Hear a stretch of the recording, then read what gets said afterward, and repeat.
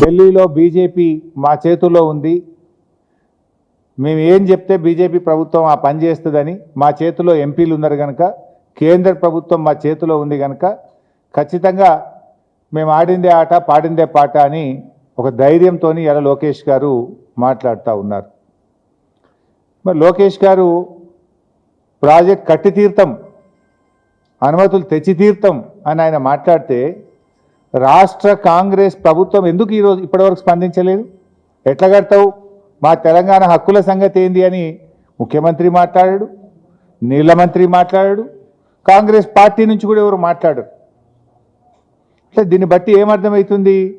మీరు ఆల్రెడీ లోపాయికారి ఒప్పందం చేసుకున్నారు. మీ చీఫ్ సెక్రటరీ ఏమో గోదావరి బనకచెర్ల ఎజెండాలో ఉంటే మేము మీటింగ్కే రాము అని మీ చీఫ్ సెక్రటరీ లెటర్ రాస్తాడు. మీరేమో రాత్రికి రాత్రి ఢిల్లీకి పోయి మొదటి అంశమే గోదావరి బనకచెర్ల ఉంటే కూడా ఆ మీటింగ్లో పాల్గొంటారు, కమిటీ వేయడానికి ఒప్పుకొని వస్తారు.